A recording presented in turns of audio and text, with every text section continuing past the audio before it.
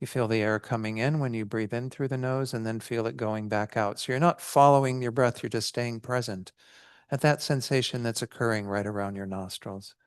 That's one way of calming and focusing the mind. And again, whatever technique you use, try to keep the awareness with the breath. And when you see that the mind has wandered, then guide the mind back to the breath, letting go of whatever distracted you. So let's do this in silence for just a few minutes. And then I'll lead you in a short meditation where we begin to investigate this topic we're going to explore today, bridging our differences, and also generate our motivation for being here. So let's do our meditation now.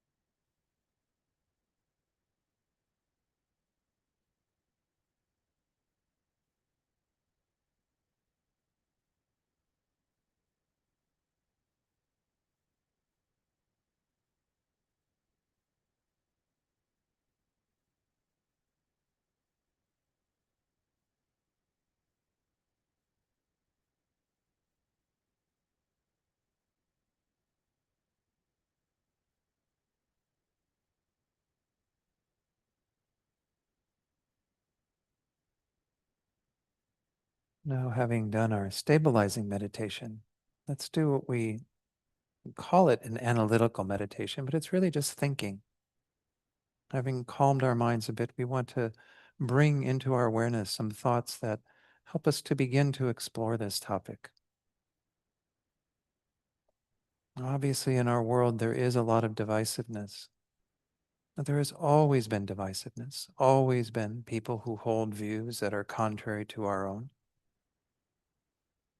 And in this investigation, we want to try to see those beings as being just like us. Those who disagree with us or who hold political views or other views that are different than our own. Can we find that common humanity to see them through a lens that will help us to be closer to them, at least in our thoughts? And we can begin by simply looking at those beings. And you can visualize those that you do have some difficulty with in this life. People, again, who are doing things that you oppose, who are saying things that are hurtful to you or to others. Try to bring them into your awareness in particular, though we are trying to hold the awareness of all beings, and our motivation and so on. We want to work in particular with those that we find challenging. And first, can you see that this is a being who simply wants to be happy and doesn't want to suffer in the same way that you do?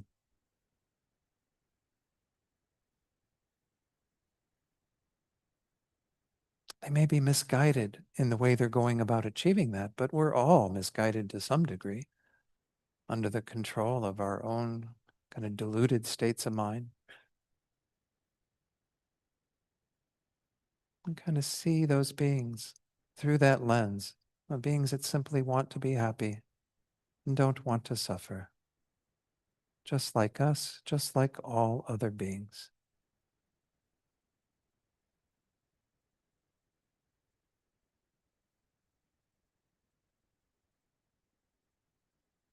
Moreover, we can hold the thought as well that in spite of that basic desire that they have that's similar to our own, they still do suffer. They still are not at a level of happiness that they would ideally like to experience. And wouldn't it be wonderful if they could have that happiness and be free from all suffering? They'd be very different people if that were the case. Just like we would be different if we were free from our own suffering and attained unparalleled happiness. So try to open your heart to those beings in particular that are challenging for you with thoughts of loving kindness and compassion.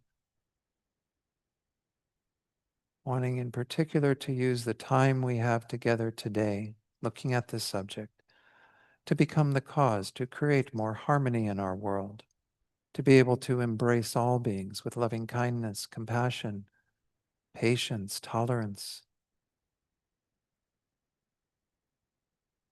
Just really feeling your heart open to those beings, but to all beings, because we're all, again, in the same predicament. I mean, those same fundamental desires, and in essence, the same unenlightened experience.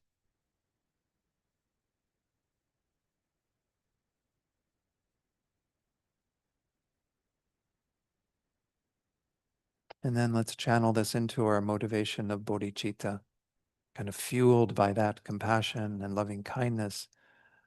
We realize that in order to help beings to achieve that state, in order to guide them on a path that will lead to their ultimate well-being, we have to become enlightened ourselves. We have to join the ranks of the Buddhas, the great beings who have accomplished that state and who work perfectly with an omniscient mind and great power and insight to be able to benefit all sentient beings. And this is our motivation for being here today, to achieve our own enlightenment so we can then lead others to that state.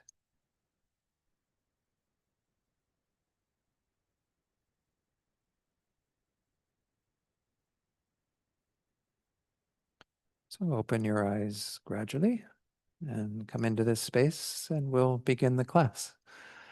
So again, thank you all for inviting me to speak on this topic in particular. When Linda told me that I could do teaching here, I said, well, I have a topic that I think is appropriate for our times. I actually taught this for the first time, was asked by the center in San Francisco, where I first met the FPMT, Seichen Ling, to do a talk just before the election last year. So it was kind of prime time as well for this sort of topic. But now that, of course, we're dealing with many conflicting things in our own country and certainly around the world, I think it's definitely an important thing for us to look at. So I unfortunately missed bringing my little device, so Linda is going to do the slides for me. I did prepare a number of slides, and I'd like to start with some of that. So you'll see on my little initial one where I've got the title of this, two opposing political groups that are going on, and this is not a political oriented talk necessarily. I mean, every one of us has our own political views, the views that we subscribe to, and I totally respect those. It's part of what we're going to be talking about today. But nonetheless, we can see certainly how the divisiveness that's happening between different kind of poles of views is really quite troubling for all of us and can certainly lead to a lot of consequences that we don't want to experience. So this is the reason for certainly going into this. But to start, I want to share on the next slide is a kind of a beginning of a little article by Ken MacLeod. But this goes back to 2016 when we had the election then, which was also fairly divisive for many of us. And in that article, Ken MacLeod says, I think the best thing many of us can do is to use our skills to reach out and talk with those with whom we disagree. Bridges have to be built, not barricades. In order to resolve conflict and polarization, each party has to recognize the legitimacy of the vital interests of the other parties. And go to the next slide. And then you cannot expect anyone to compromise on what is vitally important to them. Human connection is everything. Without it, society falls into Darwinian chaos. And then the next slide, I think that will maybe conclude that. No, there might be one more after that. For me, at least, Buddhism doesn't tell us how to address these issues per se. Buddhist practice can and does provide the tools to develop the intention, skills, and capacities to engage them. This is kind of the emphasis of today, as we're really looking at the idea, Buddhism isn't necessarily going to solve these problems and address this issue, but it's going to give us tools that we can work with. Tools for understanding, tools for healing, tools to bridge that divide that we have with others. So let's go on then. I think there's one more slide then, at least from Ken MacLeod. I think this is the last one. But how we respond depends on many factors, including the circumstances of our lives. It is up to us to figure out how to respond to the challenges of the 2016 election and now, of course, the 2024 election, not as a Buddhist, but as a human being. So we are getting at some kind of common, things that we all have within us, that as human beings, as members of this species, we do need to rely upon in terms of building the world that we want to see. Not being overcome by the emotional responses to what is happening, and to actually look at this as an opportunity. It's kind of interesting. Ken MacLeod, in that same article, he mentions the fact that this great Tibetan teacher, Dilgo Khyentse Rinpoche, who was an amazing Lama, his reincarnation has now appeared some years ago. He was asked one time, why do we practice? And his answer was, let me see if I could find that article. I have it here. To make the best of a bad situation. That's why we practice. Why are we here engaging in any type of Buddhist practice? To make the best of a bad situation. And that's again to say that we aren't necessarily going to be able to change the bad situation. This is one reality that we have to face, is that we can do what we can. And I'm not in any way saying don't get out there, voice your opinion, vote, do whatever you need to do to have an effect on the world around us through those means. But recognize that oftentimes we can't do much to change a bad situation. Lama Zopa Rinpoche, when he was here in North Carolina back in 2016 at one of the Light of the Path retreats that Kadampa Center so graciously and wonderfully hosted, he said in answer to a question about Trump at that time, this was when the 2016 election was coming, Rinpoche's only response essentially talked a little more on this point, but he said, America will have the president that America has the karma to have. We have to look at what is happening in our lives as the karmic ripening of what we have created. This is our stuff. We have to own it in a sense and look at it and go, how do I make the best of this bad situation? If we see it as bad, some of us may not see it as bad. Some of us may see actually some good coming out of this. And again, that is a different view, a different perspective. But nonetheless, each of us has to rise to the occasion of whatever it is we are meeting and say, okay, how do I work with this? How do I make this into something that is actually an enriching practice for me and then hopefully for others as well? Because as we change ourselves, we change the world that we live in and the world that we perceive and the world that appears to us. This is what Buddhism is essentially all about. So going to the next slide, these are the 5 things that I want to kind of talk about today. Well, the last one is a conclusion. I won't be saying too much more about that, perhaps. The first one is, why bridging is needed. So if you can go, yeah, to that one. Kind of understanding, maybe we already all know, but I wanted to spend a little time talking about why this is important, particularly at this time.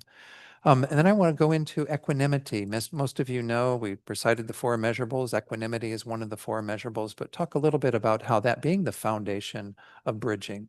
We don't talk about it in a secular context so much, but in Buddhism, this is one of the tools we have, is to work with an understanding of equanimity. And so I'll go into that. And then from this wonderful organization that's called Starts With Us, perhaps some of you have heard of them. They have put together what are called the 3 Cs. We'll look at that. These are all things that can be encompassed in Buddhist practice as well, but they are taught there in a more secular context.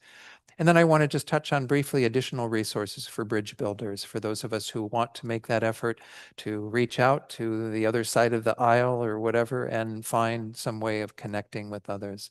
And then do a little concluding thing and see what questions people might have. If you do have a question or comment as we're going through this, might be best to hold on to it unless it's something you really feel needs to be addressed at the moment. And then I'll try my best to do that with anyone who's online or in the Gompa. But I will have an opportunity certainly at the end for people to ask any questions about this. So going to the next slide, this I found quite interesting. This is a little more recent than 2016. This is from an article by a woman named Emma Varvalokas. It says, despite common ground on many policy issues, a 2022 survey from the Pew Research Center, some of you have heard of them. They do these wonderful research surveys into things. They showed that growing shares of both Democrats and Republicans view people from the other party as close-minded, dishonest, immoral, and unintelligent. So whatever party you're from, try wearing that title right now from the other party. What is it like to see ourselves through that lens as being closed-minded, dishonest, immoral, unintelligent? Kind of hurts, right? To be seen that way. But again, this is what's going on in our country. This was 2022, and I would expect that actually there's larger shares of Democrats and Republicans that hold those views. Going to the next slide. 80% of Democrats and Republicans feel coldly towards the other party, an increase of more than 20 percentage points from just 2 years earlier, from 2020. In the wake of the 2016 presidential election, 1 in 6 Americans ended a relationship with a friend or family member because of the election. And I would guess that the same thing happened in 2024, that many people stopped talking to relatives, said, no, thank you. I want nothing more to do with you after however you voted. Again, based on whatever political view you hold. You might have people on the other side of the fence that that are in your family or in your close circle of friends. Let's go on to the next slide. Some more statistics that I find really quite alarming. 73% of Americans say Democrats and Republicans not only disagree on matters of opinion and policy, but can't even agree on the basic facts. This is something that I do find quite disturbing, is like, what is true? And, and of course, we're dealing with also a lot of disinformation out there, right? A lot of things that people are all of a sudden announcing to the world as if they were fact, and we don't even know if they're fact. There's so much that we are kind of blind to. And of course, the various parties we have, political parties, can't even agree on what the facts are. And then this one perhaps is the most disturbing. 15% of Republicans and 20% of Democrats say that the country would be better if large numbers of the opposing party just died. I mean, when I first read that, I was like, I'm glad I'm not in that 20% of Democrats. I happen to be Democrat. But again, if you're a Republican, it's actually fewer numbers. It's kind of interesting, right? So again, we see that this type of feeling of like almost wanting the other people to get voted off the island, just get them out of here. I mean, that's a pretty horrific way to be living as fellow Americans or as fellow inhabitants of this world, to actually want other people to no longer be here. So these are just speaking to, if we're not aware already, why we need to do more bridging, why we need to be engaged in some way of trying to heal that divide. Otherwise, we're going to keep lengthening it, making it wider and wider. And we're going to get to a point where there's just pure animosity, where the statistics are going to be larger than this. It'll be, 95% of Republicans and 100% of Democrats want everyone else who's opposing them, to be off the island. So if we haven't gotten it already, hopefully those statistics have, hit home. I can go to the next slide, I suppose. Yeah. Are you able to pull that up pretty easily? Yeah. This is back to that article by Emma Varvalokas, Right Speech, Left Speech is what she called it. It seems Buddhist Americans are not immune to this trend. So we might think as Buddhists, well, we're kind of rising above that. We've got a better thoughts than that. And she says, I say that without judgment, as I have been very much part of it. I think we have to be honest with ourselves. To what degree have we subscribed to these sorts of mentalities? To what degree are we having thoughts like when we hear something's happening to somebody on the other side of the aisle, we actually might rejoice a little, might feel good because they're experiencing some negativity, they're having some problems, some difficulty. Even that just little bit of negative rejoicing is indicative of how much we are a part of that. Can go to the next slide. She says, then going into this, these are the kind of the terminology that I want to be working with a little bit. I'm not going to go into a whole lot of this, but this is a wonderful book that we're actually going to be reading this in our interfaith group. I'll be rereading it because I've read almost all of it previously. Wonderful book that was published last year, The Power of Bridging, How to Build a World Where We All Belong by John A. Powell. He kind of sets out this idea of two kind of thoughts and patterns of action that we can look at as opposing. The first one are the patterns of othering, which is a mental construct that we create, and then the breaking, which is that division that happens where we break from others. We feel like, we cannot talk with them, we cannot be with them, we cannot have any engagement with them, and we see them as, not worthy of that. So othering, he describes in his book as seeing people not only as different, but as less deserving and not of equal divinity as us. And this is a thought that, again, we can see in our world is happening, right? That people are seen as other, as foreign, as something that is not worthy, as something that is not worthy of respect, of protection, of anything. So this is a behavior that is, again, the thought processes that lead to the divisiveness that we have. What does it mean to other? It means to essentially put somebody in a category where we think they are less than us. The other one, breaking, is the othering in action. This is what we do when we come from a place of othering. We deny the full stories, the complexities, and even sometimes the humanity of those we consider other. You can see that behind some of the actions that are going on in this country right now, where people are being treated in ways that are coming from a place of othering. That break is happening, and that break has happened in many times in human history, right? Where suddenly the other is seen as inferior and less than and being put down and being persecuted on the basis of not being equal to those who are in power or those who are making that decision. So this is the dangers of this type of mentality that we're trying to oppose. Going to the next slide, we see the other pair that is what we're trying to adopt. The first one is belonging. And in this context, I know belonging is a big word and seem to see it in a lot of book titles and a lot of things going on out there. Belonging can happen in ways that are maybe not so healthy. Like, for example, when people of a particular extreme group start belonging to that group out of a sense of needing to identify with a particular cause that can be really opposed to the well-being of society. But nonetheless, here we're talking about a belonging that means everyone belongs, an aspiration and orientation in the world, meaning agency for all members of society. I think this is what Dr. Martin Luther King Jr. meant when he talked about the beloved community, right? Most of you know this concept, right? And this was one of his great visions in his principles of nonviolence, was that we have to think in terms of a beloved community that includes everyone. It's not just, beloved community for those that I like and those who, agree with me and what have you. It includes everyone, even the challenging and difficult people in our world, the people who are doing things that we totally disagree with. Bridging is the active component of belonging. It's a practice and a position. I'm going to talk more about it in a moment. Maybe we can take the slide off for a moment, but this whole idea of belonging is something that Again, when we apply it to Buddhism and to what we all study and engage in, we can see that it's kind of the thoughts I was entertaining in the meditation that we did today, right? That we see that we're all in the same predicament, that we all belong at some level, that there's no one that can be excluded from the thoughts that we then generate that are our kindness, our compassion, and so on. Because we see that that belonging doesn't make any sense. It doesn't have any logic to it. Yeah, I remember, I haven't seen this documentary. Someone told me about it in our interfaith group, and it's called a documentary called Race is an Illusion.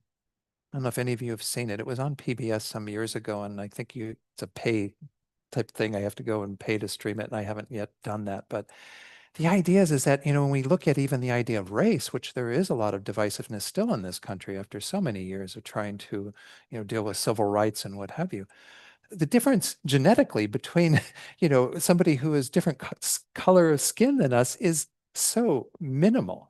It's an illusion that we actually have put these labels on people in terms of just the color of skin that is just such a small part of who we are.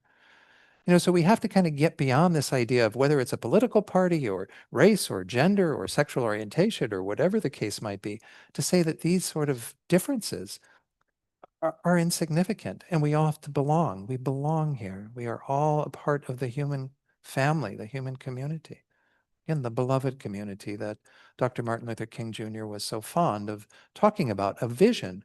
It comes out of, with that vision, the bridging is a natural extension of that then.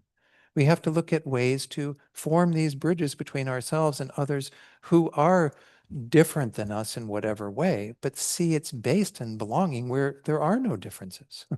Where fundamentally we are all one, are all part of the same collection of people, of beings in this planet. And of course, that's very Buddhist in its own way.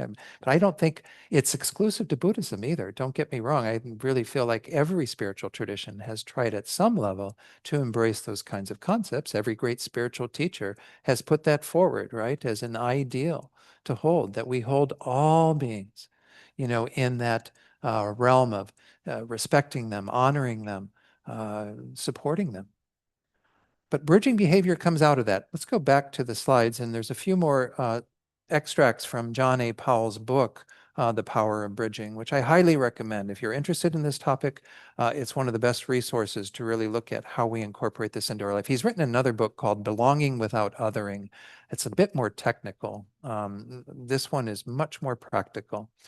We live in a world full of fractures and one where polarization, division from one another, and isolating ourselves are becoming increasingly normalized. We live in a world where fear is often more visible than love or hope. Yeah. Sound familiar? Yeah, this is where we're at. You are here, that little arrow, that just, you are here in a place where perhaps fear is more visible than love or hope. I found it interesting. I'm going on to Spain from here to do a little 3-week teaching tour over there. And I was asked by 2 centers to teach about fear. And I'm like, wow, they're having that over there too. um, Fear is an interesting, emotion, right? Because it can lead to a lot of, wrong action. We can act out of fear and not act out of deeper places of love, compassion, hope, trying to build a world that is based on those. Going to the next slide. But it does not have to be that way.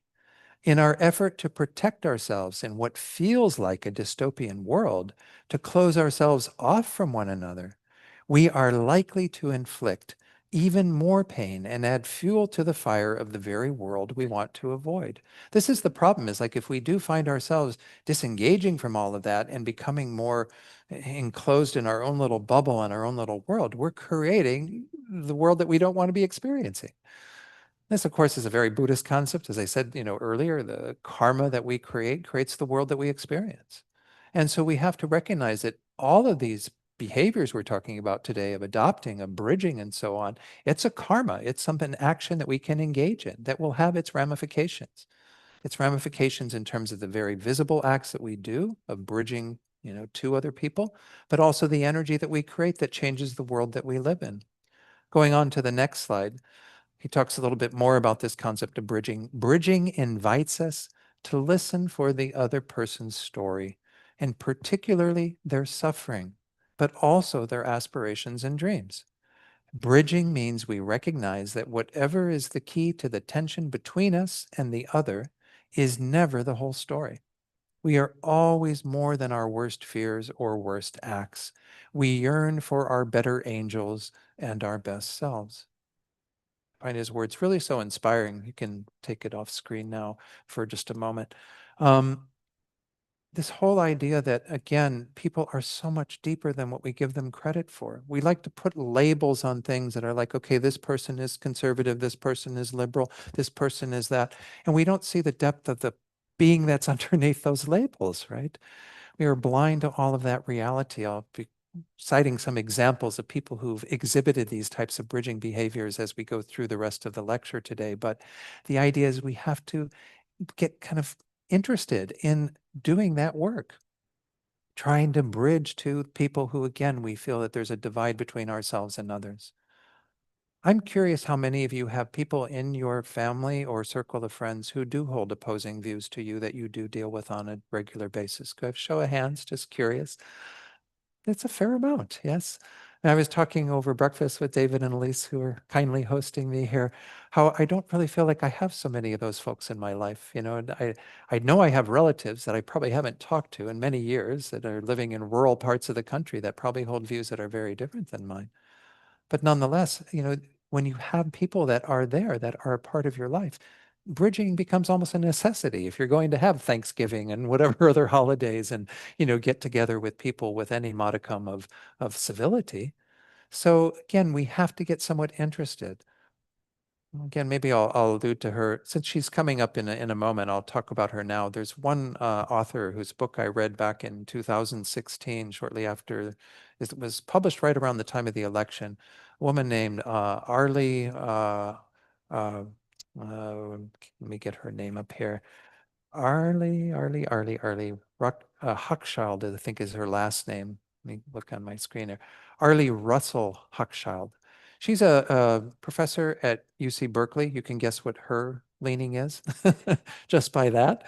But she is a sociologist, professor of sociology. She went down to a part of the country where she would probably not choose to live, which happened to be Lake Charles County in Louisiana, where there's a pattern of people kind of voting against their best interests. There's a lot of petrochemical industries that have gone into that area and extracted all of the oil and minerals and whatever else they're getting and left behind a wake of pollution that has caused it to be renowned as Cancer Alley. This whole area, many, many cases of cancer that were the results of this kind of opening their doors to these industries to come in and essentially abuse their land. So she was curious, and this was around the time the Tea Party was forming and all this. She wanted to go down there and see, well, what are these people thinking about? What are the thought processes that are behind their views? And she spent 5 years going in and out and staying with families down there, living with them, talking with them, going to their rallies, getting to understand them. She's doing that real bridge building work, right? Of kind of saying, I'm curious. She was doing it so she could understand it as a sociologist, but also, of course, write her book that, again, is a really wonderful book to expose to those of us who, again, may be blind to that reality. These are folks just like us. These are folks that also have their own view of what has transpired in this country, who have felt that they have been um, left behind. They are not at the front of the line. They're way back in the line. They have not received the things that they feel they should as Americans. We have to be open to hearing those stories. And that's what bridging is often about, is to hear the stories of others, to see their human suffering, their pain, and their aspirations. Again, the things that they really want to achieve in this world. So this is part of it, is to be able to be open to those stories. Again, I have her on the screen a little bit later, but I thought it was kind of a good time to introduce her. Going on to the next screen, and this is just to introduce this second topic I want to talk about, equanimity. And maybe I don't need to talk about equanimity so much because equanimity is a topic we do frequently touch on in our Buddhist studies, particularly in the context of generating bodhicitta, which we meditated on at the beginning of today. If we're going to generate a mind that wants to benefit all beings, well, then we have to hold all beings through an equal light. We have to have that even-mindedness that is embracing all beings from that perspective. Again, a bit of Dr. King's vision of a beloved community, of everyone belonging, everyone being an equal object of our love, our compassion, our attention, our concern. So just one slide on this, the next slide, and then I'm going to talk a little bit about equanimity. And this is an interesting comment from John Powell. He says, at a foundational and I would say spiritual level, belonging also means that there is no other. Whose life is unimportant? Who does not matter? Show me the person not made of stardust, right? There was that song by Joni Mitchell, Woodstock, we are stardust. We're all stardust. And that's what we're composed of. Right? All of that explosions so many, zillions of years ago, this is what we are all made of. We're all made of the same stuff, carbon-based, beings. Not only do we all count, but we are all connected. We all belong. So you can take it off there and we'll talk a little bit about this mind of equanimity. Equanimity is, the term is used in a number of contexts in Buddhism. And here we're talking about equanimity being that sense of equal regard. Right now, every one of us automatically really divides the other into three different categories. We have the others who are our friends, the people who are very close to us and dear to us. We have the others who are strangers, the book by Arlie Russell Hochschild, by the way, is called Strangers in Their Own Land, which is a label being given to those folks who do feel like they're strangers here. No one's paying attention to them. No one's attending to them. We have a lot of those folks in our life, right? That's the majority of beings in our world are strangers. And then we have what we call in the traditional nomenclature enemies, but we don't maybe think of them as enemies. It's like Batman and Penguin or something. You know, it's instead, those people who challenge us, those people who are difficult for us, what we're kind of dealing with in today's talk, right? Those who really push our buttons. Well, the problem is we have three different attitudes towards those three groups. We have a lot of attachment and this feeling of like, I take care of you, you take care of me with the friends, right? That's the relationship we have with them. It's a little distorted because sometimes when they do things that are opposed to that, we want nothing more to do with them, right? We exile them. Thank you very much. So that's a distorted view we have there. We have a distorted view towards the strangers of feeling indifference towards them. This is what those folks in Lake Charles County, Louisiana, were feeling, like an indifference from the country, like you don't care about us. Here we are, we're suffering in this, horrible cancer alley and what have you, and nobody's really attending to our needs. And then you have the distortion, obviously, towards the people who are difficult of hatred, animosity, anger, all these things that can become really problematic in our world too. Not that there's no problems with the other ones, but anger can become like a huge fire. And suddenly, we're dealing with all kinds of violent consequences of that mind. So obviously, those three attitudes are going to get in the way if we're going to ever build a world where everyone belongs, where we have that feeling of belonging.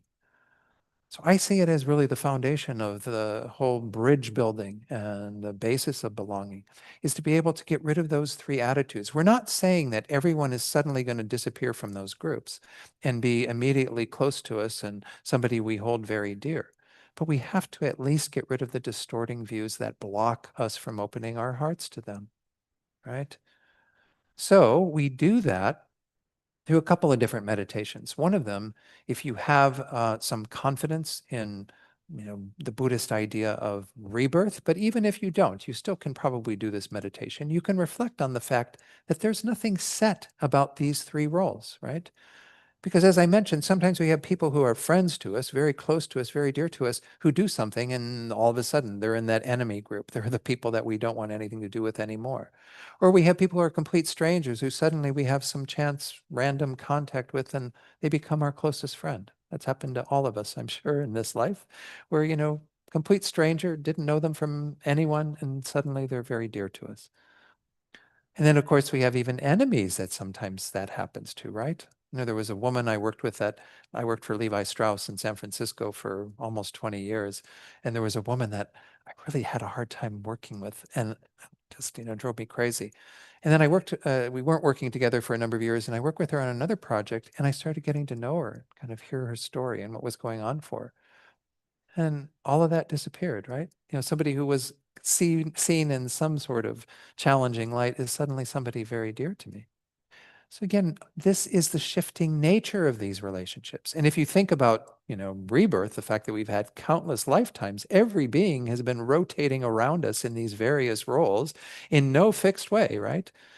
Sometimes they're appearing as a friend, sometimes as an enemy, sometimes as a stranger. There's nothing fixed about it. So what is the basis for these distorted attitudes? If nothing's fixed, every being is kind of floating around. They sometimes use the example in particular around friends because the friends are the ones that we open our hearts to most easily. If someone gave you like a gift of money 50 years ago and someone is giving you a gift of money today, is there any difference between the two of those? They're both giving you a gift of money, right? And say it's the same amount of money. Of course, you got inflation in there, so I know it's different in that regard. But and in the same way, if we have somebody who in a prior lifetime was our dearest friend and did something amazing for us, and in this lifetime they're not doing that, why are we only holding the ones that are doing it in this life to be dear, right? Because the ones in a prior life did the same things. Of course, Buddhism does do a lot of meditations around this idea of seeing all beings as having been very dear and close to you and shown you incredible kindness. So you can use that as a way to dismantle these three attitudes. That's what we're trying to do in equanimity. Get rid of the attachment, the clinging, the grasping at these friends to continue to do what they do for us. You scratch my back, I scratch yours kind of mentality, that quid pro quo stuff. And get rid of the indifference, the blindness that we have to the reality and the experiences of those who are strangers. And even the animosity and the enmity that we have towards people who are challenging for us, right? So we have to be able to get rid of those distorted attitudes. That's one way to think about the transitory nature of all of this. I find it really effective to think also about the fact that others are seen in a very different light than the way we see them, right? Every person has somebody who sees them very differently than we do, right? Even the people we see as an enemy, they're not an enemy to everybody. Venerable Rabina, who many of you know, she said, even Adolf Hitler loved his little doggy woggies. He had beings who really saw Adolf as being a wonderful person, right? Many people saw Adolf as not being such a great guy, right? So it's not universal. Not everybody sees that person in the same light. Whoever you think of as the person you have the most challenges with in this world right now, many people see them in a very positive light and see other sides of that person that perhaps we're blind to. That's another way of dismantling some of this so that we aren't holding fast to these attitudes, these three distortions. Anyway, those are some ways of working with it. And of course, that fundamental understanding we talked about at the beginning of today, understanding that beings are the same as us. There's a wonderful meditation. I always hope that I have time to do this when I do this talk called Just Like Me Compassion Meditation. It's available on the internet. It's by Ram Dass and Mirabai Bush. Just Like Me, Compassion Meditation.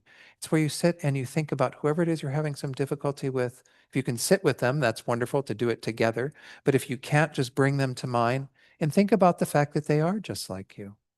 They're just like you in the ways we talked about at the beginning of today, wanting to be happy, not wanting to suffer. But they're also just like me in having feelings, emotions, and thoughts, having experienced pain, having been sad, disappointed, what have you. Really helps us to open our hearts to see all beings in the same boat, in the same predicament. We use that phrase a lot during the pandemic, right? Maybe we saw ourselves in a little more equanimous way during that time. But that's an important mind to generate to begin with. Let's go on to these three C's. I want to spend a little time on this. These are, again, not all of these are taught in Buddhism. Actually, the first one in particular is not maybe taught quite as much, but I think these are really, really useful and can be seen in a Buddhist context, but absolutely can be tools that we can use. These again are from Starts With Us, which is an organization that came out of a response to all the divisiveness we see in our world. You might go to their website. I'm going to have them on the screen a little bit later as well. And by the way, I'm happy to make these slides available if Linda's got a way of being able to post them for people to access or what have you. And even the Just Like Me meditation, compassion meditation, I can send that along. If we go to the next slide, we see an introduction to these three. And I love these three. We have the first one, curiosity. In Buddhism, we don't talk about curiosity so much, maybe. You don't have the Bodhisattva's perfection of curiosity or anything like that. But curiosity is kind of embedded in it in the sense that We need to be somewhat interested in others. If you're maintaining this kind of bodhisattva mentality, the being who is dedicated to helping all beings, well, how can you not be curious about others? How can you not be interested in who they are, hearing their stories, being engaged with them? The second one, of course, we talk about in Buddhism a lot, and it's talked about in, again, every spiritual tradition I've ever encountered, compassion. We have to embody that compassion and use that compassion as a tool to be able to bridge the divide with others. The third one is courage. And here too, it's not a word we bat around in Buddhism a lot. We often combine the 2 and 3 and talk about courageous compassion. We do need to have some courage. We do need to get out of our comfort zone to do this work. And I know that's a little unsettling for a lot of us. It's unsettling for me. I find my own buttons being pushed when I try to encounter things that are difficult for me, outside of, again, my comfort zone. I had a friend of mine who said once that he realized that he never grows unless he's outside of his comfort zone. And we don't, right? Think about it. When have you grown as a person without kind of stepping out of that, wrapping yourself in your jammies and your blanket and staying home and just, commiserating with yourself? You have to get out. You have to kind of explore things. You have to be able to take a risk. Be like, what was her name? The actress who played Maude in Harold and Maude. Kind of get out there. Do whatever you can. Let's talk about curiosity. Let's go to the next slide. It starts with having humility and asking, what can I learn from the other person? We have to check our pride. If we have a sense of pride or arrogance thinking that we're superior to the other person or that our views are more valid than the other person's, whatever, then we're going to have a difficulty being really curious about them. We have to be willing to even put ourselves in a lower position than the other person, right? To say, I'm really genuinely interested in who this being is. I want to know more about you. There's this wonderful thing that they've started in, where they started, I think in Denmark, I think in Copenhagen, and they have instituted in various places. I think out in Santa Cruz, they did this as a little workshop thing for a weekend called the Human Library. Have you heard of the Human Library? It's a place where essentially you go and people have like a little sign of a label that describes who they are. Like you might have, somebody who's a militant, um, conservative, whatever, and then they would sit there and people who are curious about them would come up and sit with them and check that person out for a moment and not judge a book by its cover, but actually get to understand what that person is about. And you might have another person who is a trans person and whatever, or people from different, nationalities, races, whatever. And people can kind of walk around and spend some time getting to know people. So you have to actually say, what can I learn from this person? How can I enrich my own knowledge and my own understanding by being curious about who they are? The second bullet point there, it involves respectfully asking questions that come from a desire to know the other person's thoughts and views rather than a wish to persuade or change their views to ours. This is a very important point. Curiosity doesn't mean I'm curious about you because I want to get you to be somebody who I like and somebody who holds the same views as me. That should not be our reason for being curious about others. Our reason should be, again, to understand and to, as we go about this, see the commonalities that we have with others, right? Yeah, again, we're not that different. Just like me, others are just like me. They do have similar thoughts, similar hopes, similar aspirations. You can go to the next slide. This is a wonderful book that's called Seek. It was published a couple years ago, How Curiosity Can Transform Your Life and Change the World. At its deepest levels, Scott Shigioka, don't want to mispronounce his name, but I've never heard his name pronounced. So at its deepest levels, he says, curiosity has the power to do much more than give us informational anecdotes for cocktail hour. It can become a force for meaningful connection and transformation. So don't do it out of purely like, oh yeah, I want to know who this person is so I can talk to all my friends about, a wonderful story about this person or that person. This is to help transform you and to transform your relationship to others. To be able to say, oh, I'm opening my eyes. I'm beginning to see the extent of who all is involved in the beloved community, who all is belonging in this world. So I can have a deeper understanding and appreciation for them. And again, enrich my own attitudes towards them, my own compassion, caring, concern for them. Continue on to the next slide, more from Scott. He says it can strengthen our relationships to ourselves and each other, helping us to better navigate disagreements, revive decades-old marriages, or heal from past pain or trauma. Wherever you're having difficulty in your life, whatever other, relationships that might have gone south, curiosity can be one of the main motivating forces to get you interested in rekindling that or looking at that, healing that, you know, navigating, as it says here, disagreements. This is the big thing in our world, right? We have just so many disagreements, so many polar opposite views. And how can we bridge that? The first step is really that curiosity. Continuing on in the next one, Scott says, curiosity at this depth invites us to ask questions that invite nuance and surprise. And I chose one of these. He had a number of questions, but this is the one perhaps most applicable to our topic today. Instead of, are you a Democrat or a Republican? We ask others, what values are important to you? You get to understand what they are holding as values. I might take it off the screen for a moment. I might mention another book that I realize I'm giving people all these books. Those of you who are like me, who like to hear titles of other books that people have read and then read them yourself. There's a wonderful book called The Righteous Mind by Jonathan Haidt, Haidt, I think is his last name. He wrote this book on essentially what is called kind of moral philosophy or ethical philosophy. The idea being that we all have different value systems that cause us to vote in a particular way or be attracted to particular views. And we have to be respectful of this array of values. For many of us who are leaning on the liberal side, the values tend to be around compassion and care and concern for others, right? That kind of helping, caring kind of mentality. For other people who are perhaps on a more conservative end of the spectrum, they hold things like loyalty and kind of the dedication that they have to authority and to figures that spell for them what is meaningful for in their life. They make decisions often on the basis of that, whereas we might make decisions on the basis of these more liberal-leaning values. And we have to understand that it's not that one is right and the other is wrong.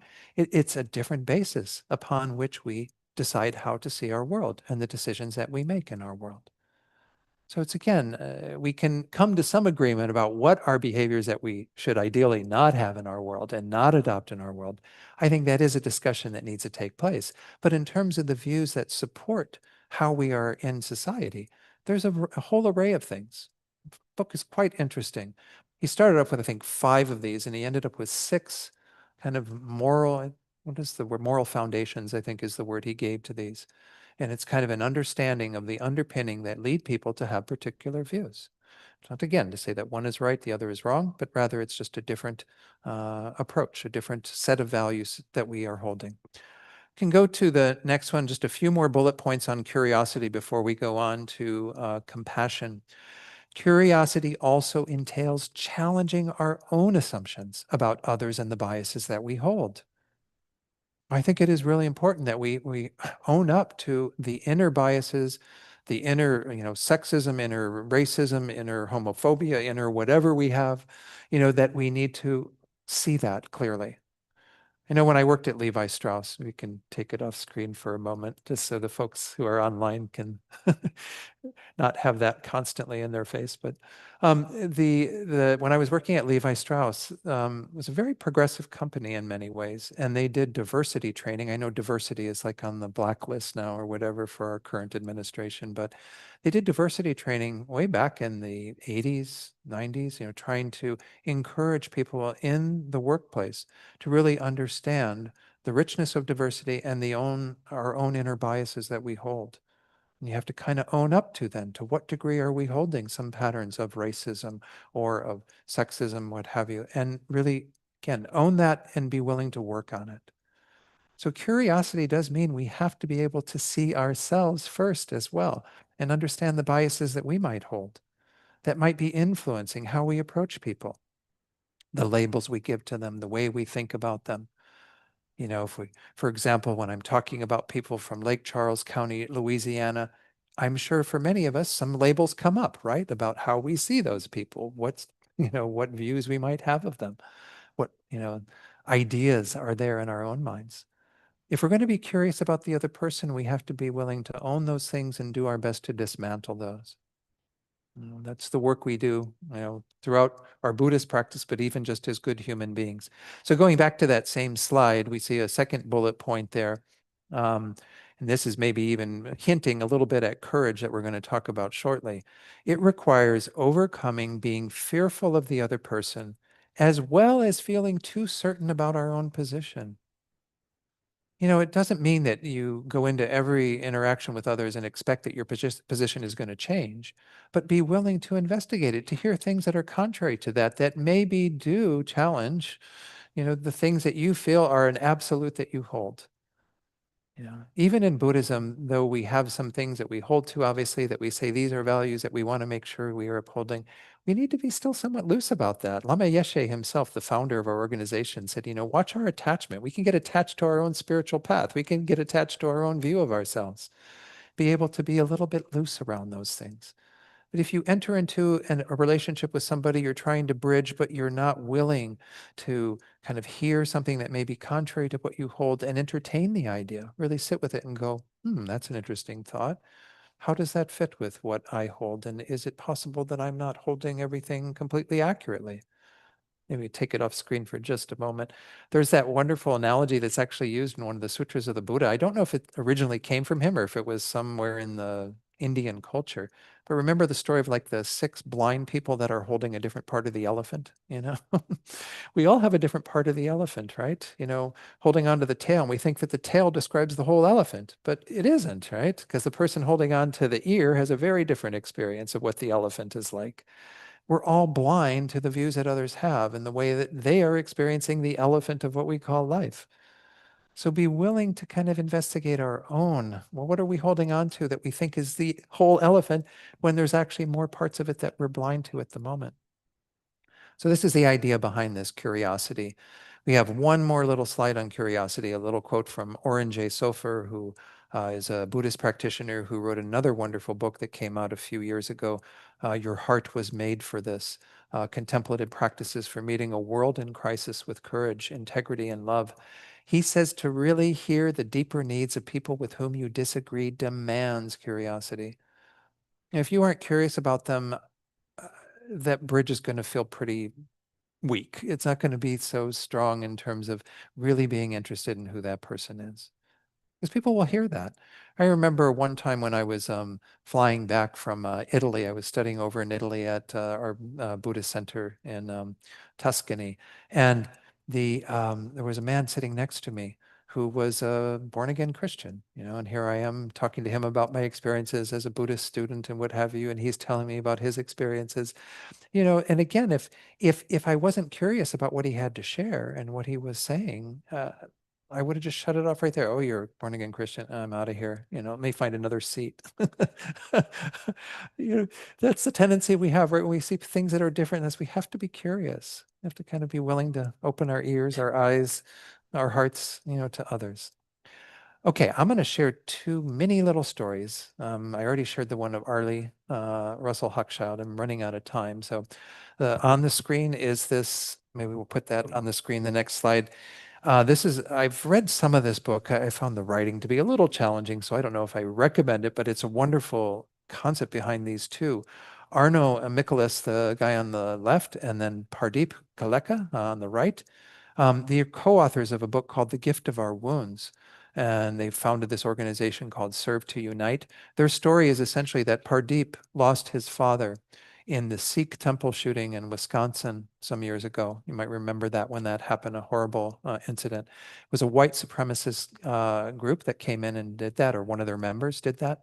And one of their members was a member of the organization that Arno Mikolas was also involved in until he turned away from white supremacy. The 2 of them came together out of curiosity. Pardeep was really curious what would lead people to do this sort of action. Was willing to sit down with Arno, who again was on his way out of all of that, white supremacist stuff and engaging in other ways of being and living his life. And the 2 of them became good friends. But if there wasn't that curiosity, never would have gone anywhere. If you're kind of willing to say, okay, why did that person do that? Why would somebody in that organization, take the lives of my father and of so many other people. The next slide is Arlie Russell Hochschild, in case you're curious what she looks like. I think she's in her 80s now. Again, the book is called Strangers in Their Own Land. I'm not going to say more about her because I talked about her earlier. Going to the next slide, something that was of local interest in Santa Fe. I haven't been involved in this organization. They do have a lot of people from the Jewish community who are involved.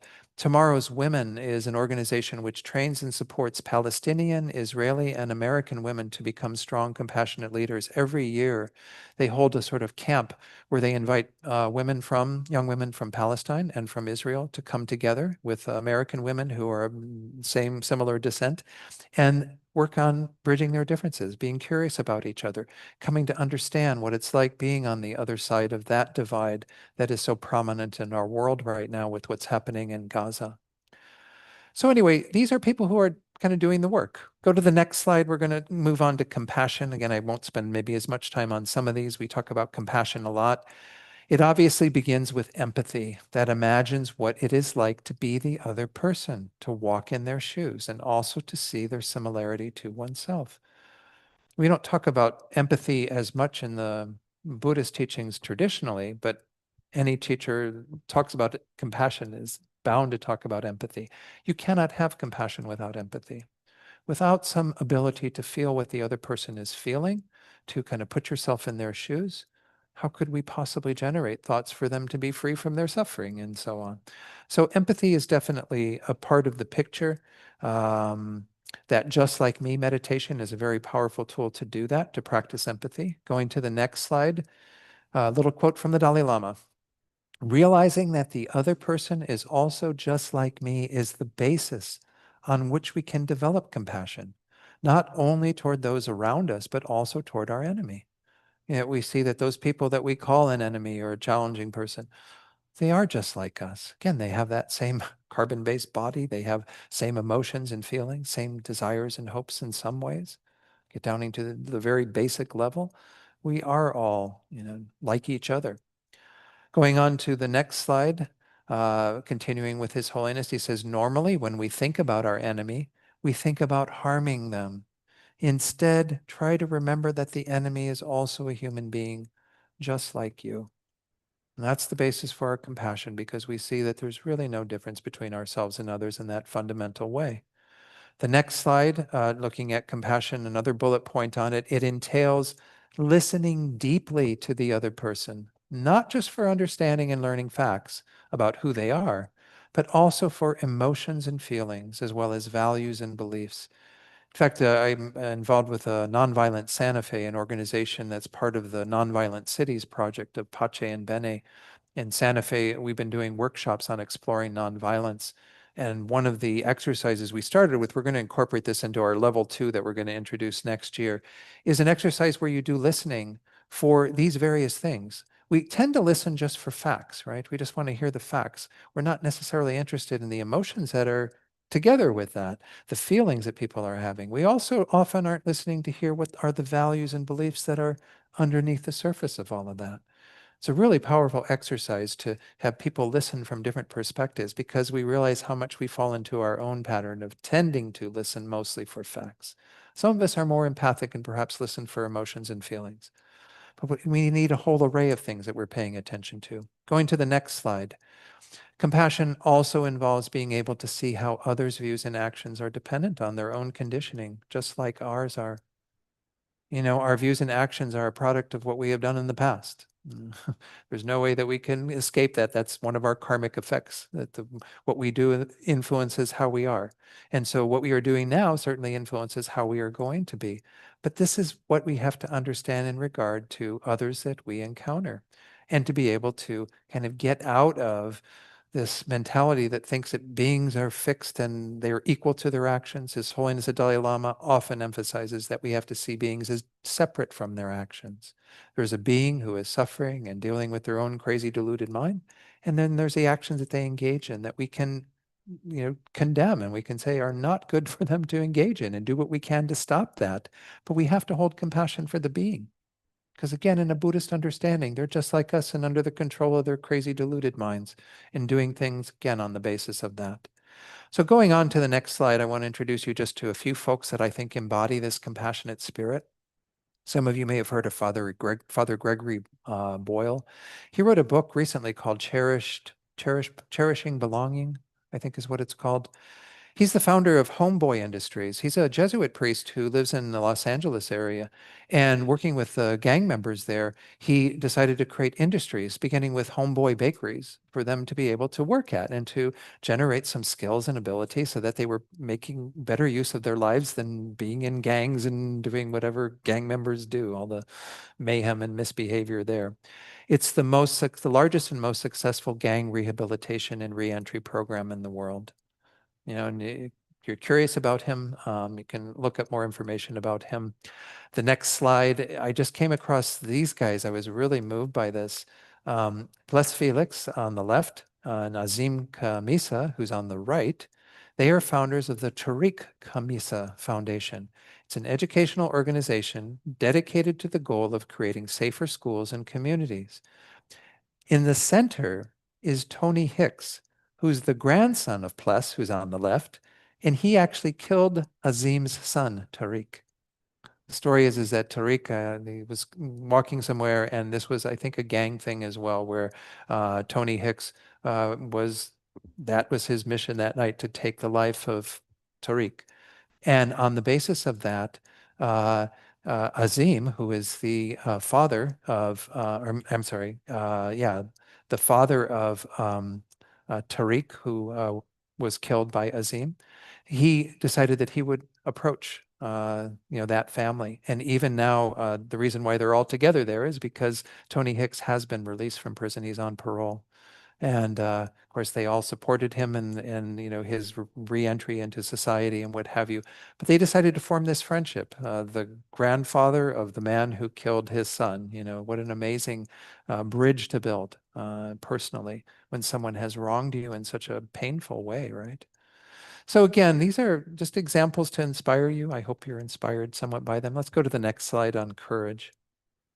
Courage involves having the bravery to engage with another who has a differing perspective and also to speak your own point of view in their presence. I think sometimes we have a better ability to listen to others and maybe hear it and be somewhat patient while they're doing it. And then when it comes to voicing our own, I find I often lose it, because I get more passionate perhaps about my point of view. You have to, again, watch our attachment to our view, but you have to have the courage to be able to do both, to be able to speak to your own point of view and also to hear what others say that may be difficult to hear at times. If we're going to do bridge building, we have to be willing to take the whole package, to say, okay, this is the person, all their causes and conditions that led to them being who they are and what have you. And I have to be willing to sit patiently and hear everything that they have to share out of curiosity, out of compassion, but especially that courage. Going to the next slide, back to Oren J. Sofer's book, where he has amazing encyclopedia of different qualities that he feels are really important in our time. A great myth about courage is that it means not feeling afraid, but in fact, far from being the absence of fear. Courage is the willingness to be present and vulnerable, meeting what is happening with an open heart in spite of fear. You have to have fear to be courageous. I mean, don't think that you can, oh, I'm courageous, I don't have any fear. They come together. That's part of building courage, is that you have to feel some fear, some resistance, and be able to say, I'm going to overcome that. Get again outside of my comfort zone. If we aren't willing to get outside of our comfort zone, we're never going to grow. We're never going to bridge. Let's go to the next slide. Courage requires wisdom and compassion, two primary Buddhist values. I'm sure those of you who've been around Kadampa Center a while know that those are the two wings of a bird, as we say, that help us to attain our goal of Buddhahood. Wisdom offers understanding and perspective so that we don't freak out when things go haywire.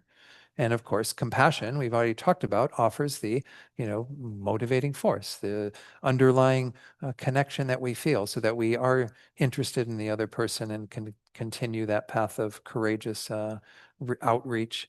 One thing, maybe we'll take it off slide just for a moment. One thing I want to mention, and when we do this work in nonviolent, looking at nonviolence, one of the things that we often caution people about is that there's a difference in situations, because we're often trying to give people skills around conflict. And what we're talking about today involves some conflict perhaps, but is not really quite the same thing. But I do want to share this bit. There's two different types of situations. One is where we're feeling uncomfortable. And if you're feeling uncomfortable, that's okay if it kind of stops there. There's going to be a little discomfort. We're going outside of our comfort zone to do the type of work we're talking about, to bridge with others. The other one, though, is where you're feeling unsafe. And if you're feeling unsafe, know that that's a red light. That's maybe, have to be careful. Don't always think that we can just go wherever we want. I sometimes joke with people like, our hearts may break at seeing the types of behaviors that we see in other parts of the world, such as when, um, uh, what was the name of the ISIS? When ISIS was doing those horrific acts of like beheading Westerners that would wander into various countries. I can say, oh, I'm really moved to help these people see the other side and to be able to change their behavior. I'm not going to get on a plane and go to like Syria and try to find ISIS and like sit down with them and go, hey, you all shouldn't be doing this. I'm going to be the next video. They're just going to slice my head off. So, again, I'm just joking a little bit with that, but the idea is that that would be certainly something out of my comfort zone, but it's also something that's incredibly unsafe. So be kind of cautious around this. Courage doesn't mean that you go anywhere and don't regard anything around you or what's going on. There are situations where you could be unsafe, and you should be mindful of that. We all want to be here and continue to do the work that we do. And if you're putting yourself in an unsafe situation, have to be, again, have some caution around that. Okay, the last one on this, and then I won't have too much more. We'll have hopefully a little bit of time for some questions. Courage also includes, on the next slide, final bullet point for that, it includes caring for ourselves and others by creating a safe space and engaging differences thoughtfully. This is part of an extension of what I just shared with you.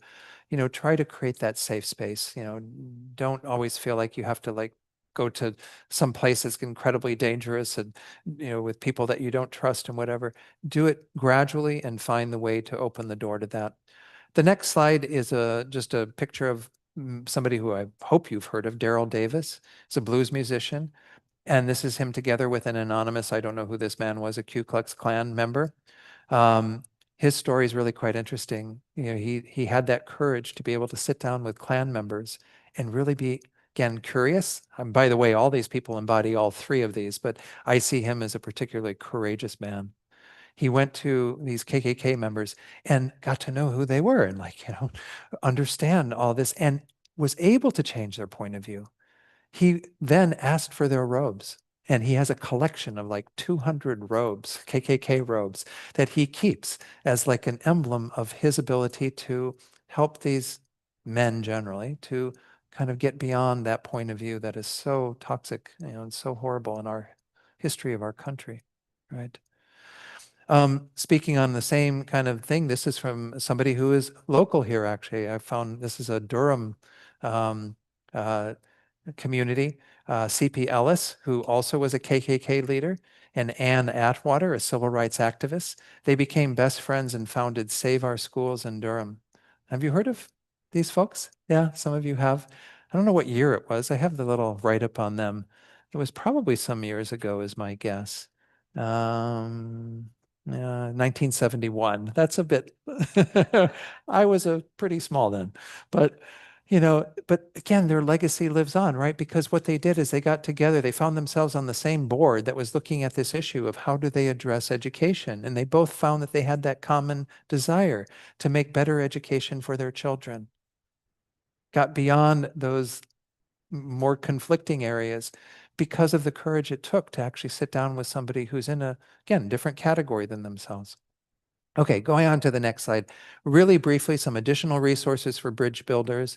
The Braver Angels is a wonderful organization. We're actually hopefully going to start working with them a bit in Santa Fe. They have a chapter there.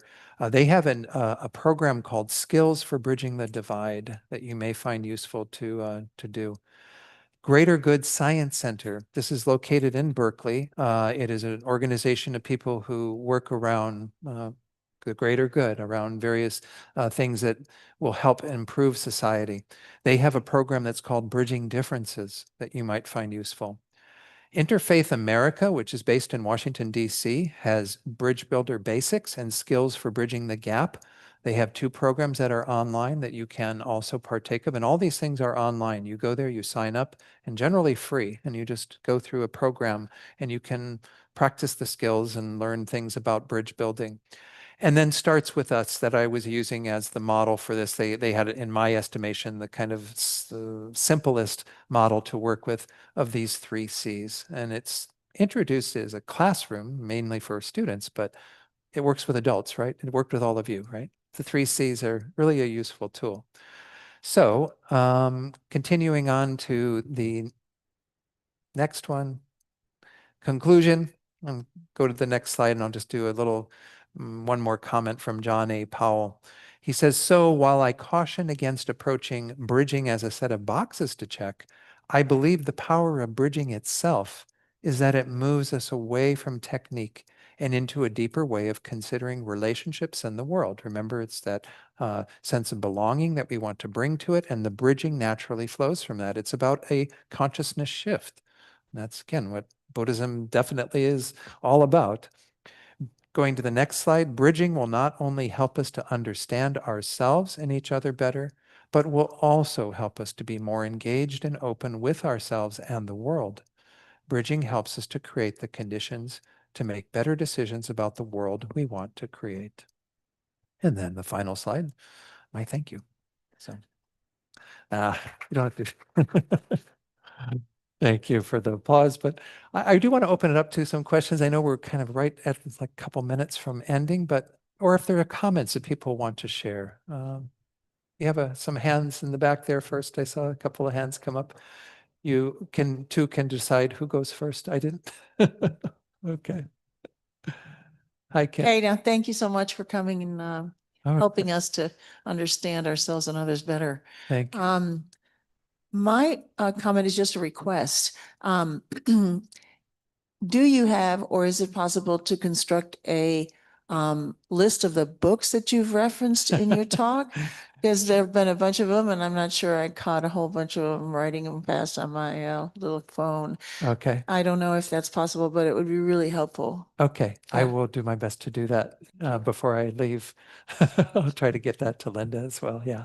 Thanks, Kim. Sure. Thank you so much for this talk. I feel like it's applicable to not only like greater society, but also personal relationships. Good. So I have a question that's very specific, and I just want to hear your guidance from your training and your studies. So if you have an individual in your life who is, I don't want to use the word toxic, but hateful in their speech, derogatory, condescending, hostile, when certain topics come up for them, usually political or current events, would you continue to invite this person to group gatherings with the possibility that they would be harmful in their speech to others? Yeah. Would you include them? I think it's a really tough one. How I tend to lean on that in terms of my own thinking is that, and this is an interesting kind of Buddhist perspective, if we look at those who are engaging in negative behavior, be it, being hateful towards others, doing whatever, we don't want them to engage in that behavior because they're going to suffer from that.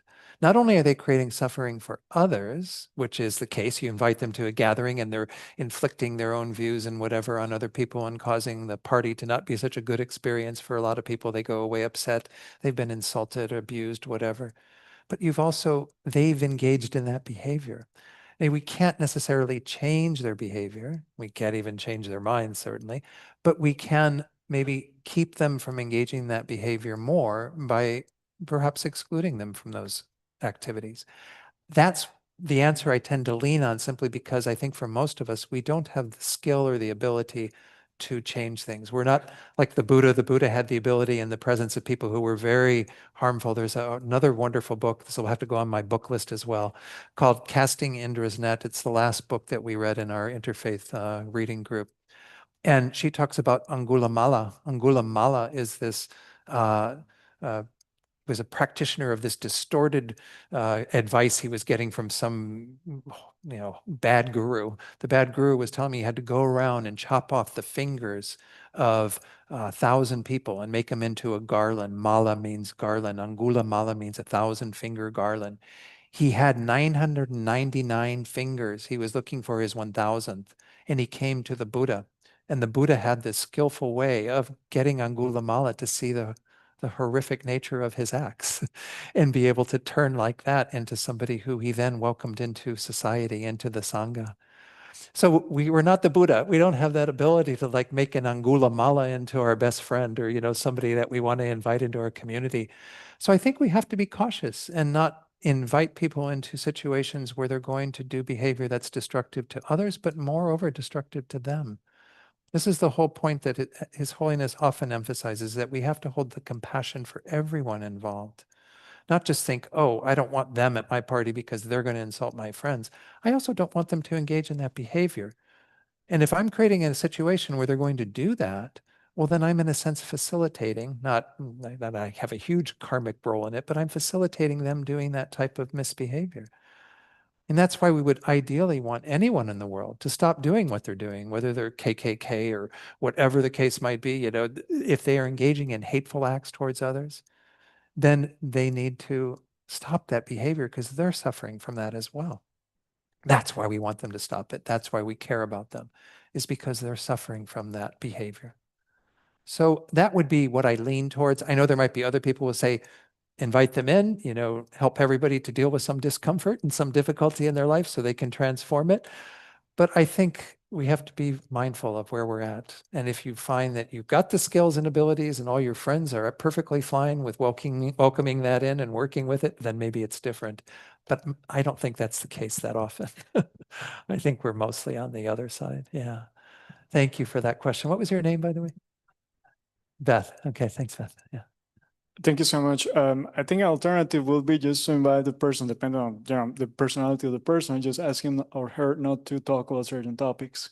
Because I think that we start excluding that, then where do we, put the boundaries? We're going to exclude at some point everybody. It's going to be me. I mean, that is one of the challenges. And then, and if they are somebody who you can talk to, what is your name? Orlando. Fernando? Orlando. I'm sorry, I didn't hear that right. What Orlando's saying, essentially, if there is that opportunity, if this is somebody we feel quite close to and that we could sit them down and have that conversation, be a bridge builder ourselves with them, then absolutely, then invite them in and have certain topics that are forbidden. I know there's one man who's he's a ecumenical Catholic priest who comes to our interfaith group. He has relatives, brothers and sisters who are on the opposite side of the aisle as him politically. And they've made a decision that when they get together, there are certain topics they don't talk about, certain ways that they just avoid that type of behavior by being together. That's a nice middle way answer to that. Thank you for providing that, Orlando. I'm sorry. Go ahead with what you were going to. I just wanted to make a comment that has helped me a lot, and that is to read about history, the history of the United States, because I realized that a lot of people panic because they think that this is the first time that this society has been so fragmented. But after the Revolutionary War, there were royalists and patriots, and they had to sit together and put together a government. So how do they achieve that, right? After the Civil War, there were abolitionists and there were slave drivers, and they had to sit together to put together a government. How do they did that, right? And more recently, after Martin Luther King was assassinated, Coretta Scott King had to continue with his legacy, and she actually went on to have a career that lasted for almost 40 years, right? Nobody talks about her too much, but she actually continued a job. How did she do that, right?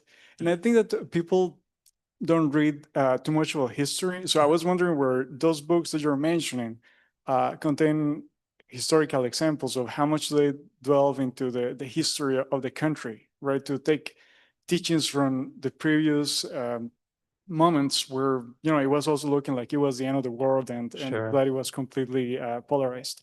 Thank you, Orlando. Yeah. I haven't seen that much of that level of historical investigation in it. Obviously, it's informed a lot of the books that I mentioned, in terms of what they are kind of coming from, what they are working with. But yeah, it is interesting when we look historically, this isn't the first time we've been here in that sense. It's a different scenario in terms of what is going on, just like each of those are different. But nonetheless, we've been at these places before. I even saw a comment from Rebecca Solnit. She's a writer. She made the comment that, all these regimes that we talk about around the world, not just this country, but like, Nazi Germany, the intention was that that was going to be a 2,000-year regime. Look at how long it lasted, not that long, right? In retrospect, while it was lasting, yes, it was horrible for the people who were enduring the, pain and suffering that the Nazi regime was causing. But, all these things change. Yeah, that's another wonderful teaching in Buddhism, right? Impermanence, change. So I'm going to stick around a little bit. We're going to go to lunch at some point, but if you want to talk to me, I'll be out in the lobby for a little bit and be happy, to talk more. But I think we maybe need to bring it to a close just because of the time. So Donna's going to be our umse for the closing prayers as well. Thank you, Donna. So in the Gold Prayer Book, turn to the blue tab, page 246 for the dedication verses from Master Shantideva. Wonderful. May all beings everywhere, plagued by sufferings of body and mind, obtain a notion of happiness and joy by virtue of our merits. May no living creature suffer, commit evil, or ever fall ill. May no one be afraid or belittled with a mind weighed down by depression. May the blind see forms and the deaf hear sounds. May those whose bodies are worn with toil be restored on finding repose. May the naked find clothing, the hungry find food. May the thirsty find water and delicious drinks. May the poor find wealth, those weak with sorrow find joy. May the forlorn find hope, constant happiness, and prosperity. May there be timely rains and bountiful harvests. May all medicines be effective and wholesome prayers bear fruit. May all who are sick and ill quickly be freed from their ailments. Whatever diseases there are in the world, may these never occur again. May the frightened cease to be afraid, and those bound be freed. May the powerless find power, and may people think of benefiting each other. For as long as space remains, for as long as sentient beings remain, until then may I too remain to dispel the miseries of the world. And now on page 244, the long life prayer for His Holiness. In the land encircled by snow mountains, you are the source of all happiness and good. All powerful Chenrezig Tenzin, please remain until samsara ends. On the following page for Khyentse Rinpoche Jetsun Lobsang Delik. The one who mastered his speech at a very young age, the one with great patience who received the name Avatari, the one with great precision who spread the teachings of Lama Tsongkhapa on bliss and void, Lama, ornament of the yellow hat tradition, please remain until samsara ends. Now inside the back cover, the prayer for the swift return of Chobje Lama Zopa Rinpoche. Peerless teacher and assembly of the children of the victorious ones, Shravakas and Pratyeka Buddhists, victorious Losang father and sons, along with the lineage masters, all the objects of refuge of the infinite lands, please bestow the virtue and goodness of accomplishing this prayer here and now. Holding and spreading the Muni's precious and complete teachings through explanation and practice, you are the armor of patience that is never discouraged. Incomparable, venerable Guru, to you I make requests. While striving single-pointedly for the sake of the victorious one's teachings, the sole gateway through which all benefit and happiness emerge, and from other living beings, you suddenly departed to peace. What a great loss. Nevertheless, through the undeceiving truth of the blessings of the ocean of the three jewels and the great waves of bodhicitta of the children of the victorious ones, may the smile of a reincarnation swiftly beam in glory for fortunate disciples. And inside the front cover, the prayer for the long life of Geshe Gelik. Supreme Guide, you lead us on the many paths of virtue. A shining sun, you give us the best of excellent explanations. Supreme virtuous friend, you are a constant Dharma companion.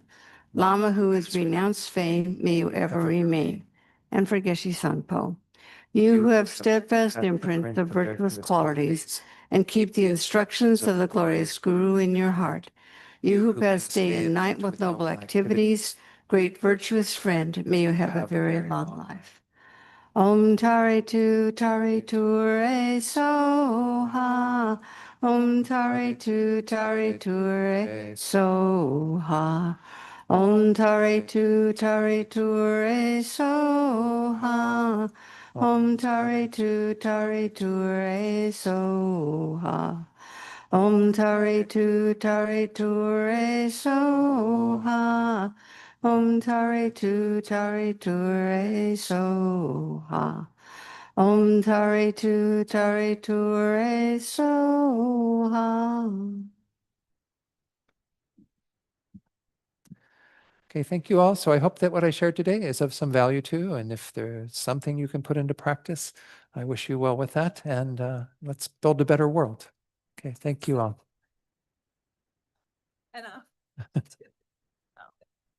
Thank you, Linda. And thank you, Linda, for all your kind support. Donna, the board here again, everyone, Geshe. Oh, thank you. Okay, thank you all. Oh, announcement, great. You have announcements real quick. Coco, you want to go first? Can I stand here or do I need to go to the other side?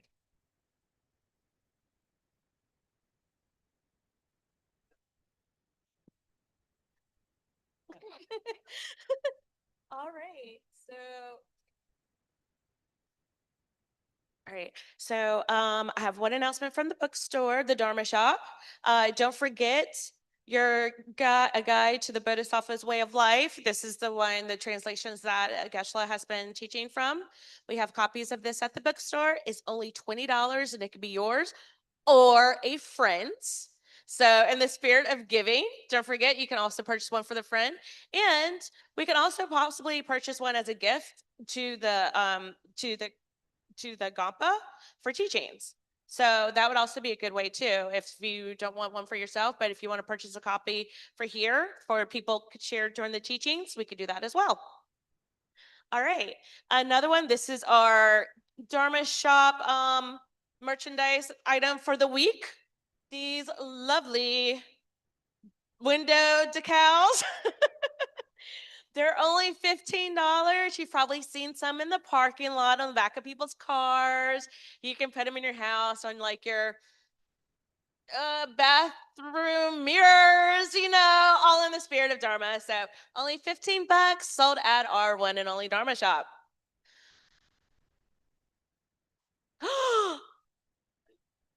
Put it in the window at your home. It's double-sided, even better. Yay! All right. So, all right. Now, serious note. This is from the community event, which I also do. So we are hosting our food drive for the year, starting today through November 16th.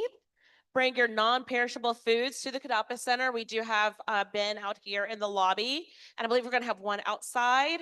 So if you come during hours that we're not open, you can drop off your canned goods.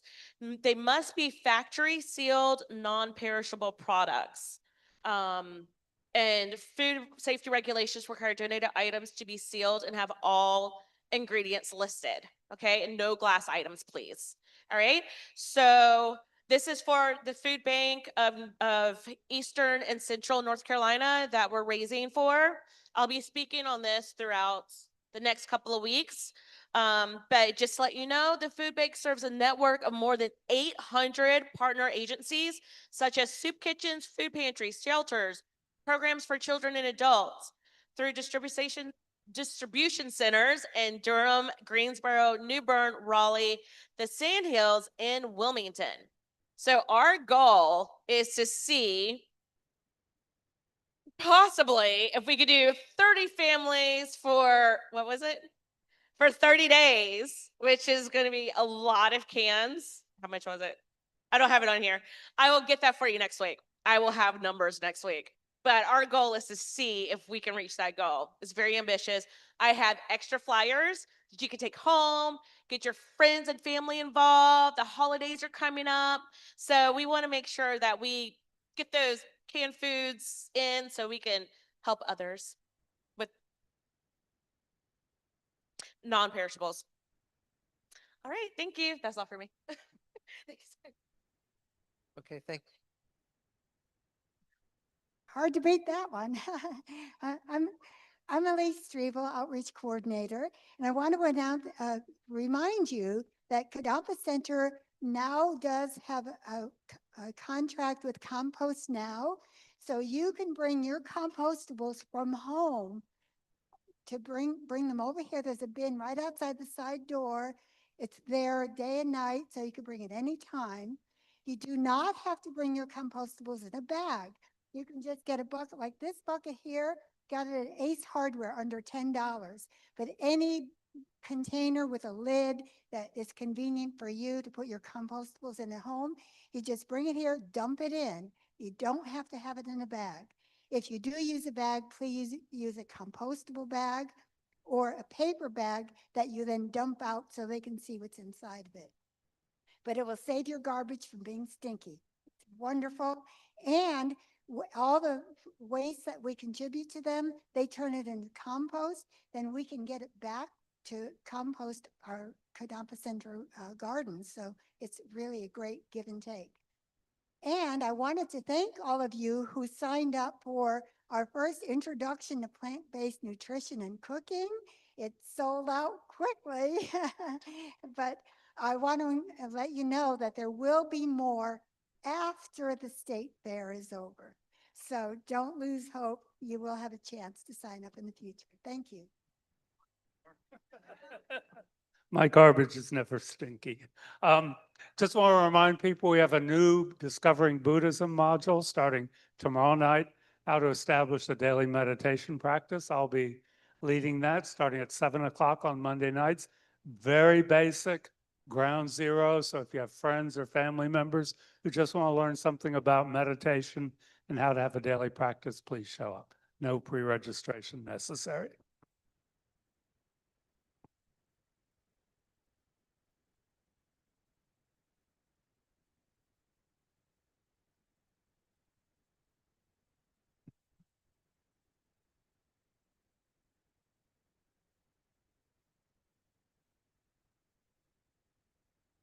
By those of you that are stuck with us online through all the announcements and everything, take care.